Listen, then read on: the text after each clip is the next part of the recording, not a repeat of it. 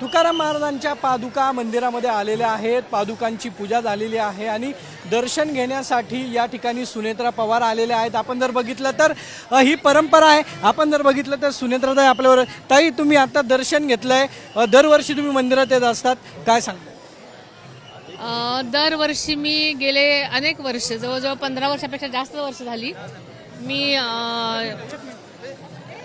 तुकाराम महाराजांच्या पालखीच्या प्रस्थानाच्या वेळेस हजर राहत असते आणि हा सोहळा बघण्यासाठी मला मनापासून आवडतं। कारण मीही तेर या गावची असल्यामुळे, संत गोरा कुंभाराच्या गावचे असल्यामुळे हे वातावरण आणि हे संस्कार तिथूनच झाल्यामुळे मला नेहमीच अशा प्रसंगी यायला आवडतं आणि मी गेले 15 वर्षापेक्षा जास्ती या कार्यक्रमाला उपस्थित राहते। सकाळी दादा पण दर्शन, हो, त्यांचा हे आज योग आला, चांगला योग आहे आणि सगळ्यांना पण पांडुरंगाचे, तसेच ज्ञानेश्वर माऊलींचे, तसेच तुकाराम महाराजांचे सगळ्यांना आशीर्वाद लाभू दे हीच पांडुरंगांनी प्रार्थना आहे। कारण महाराष्ट्राच्या कानाकोपऱ्यातून सगळी जनता, गोरगरीब, शेतकरी, कामगार, सगळ्या प्रकारची जनता पांडुरंगांना जाण्यासाठी तयार असते आणि त्याचं प्रस्थान इथून होतं। त्याच्यामुळे सगळ्यांचा उत्साह आणि प्रेम हे सगळं आपल्याला बघायला मिळतं इकडे। काय मागितलं?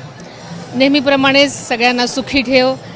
यावर्षी जरासा पाऊस जास्ती झालेला आहे, अगोदर पाऊस सुरू झाल्यामुळे थोडासा जास्ती पाऊस पडलेला आहे, पण काही ठिकाणी अजूनही पावसाचं म्हणावं तसं पडलेला नाही। सगळा माझा शेतकरी बांधव सुखी राहू दे, सुखी समाधानाने राहू दे, त्यांचे सगळं व्यवस्थित जाऊ दे हीच पांडुरंगाचरणी प्रार्थना करते। पण पांडुरंगाची पूजा करण्याची संधी कधी मिळेल असं वाटतं तुम्हाला? ती पांडुरंगाचीच इच्छा।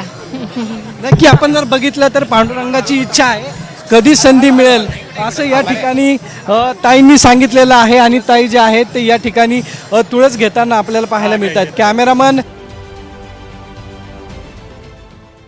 देश विदेशातील प्रत्येक घडामोडींचे लाईव्ह अपडेट मिळवण्यासाठी आता साम टीव्हीच्या सर्व सोशल मीडिया प्लॅटफॉर्मला लाईक, फॉलो आणि सबस्क्राईब करा।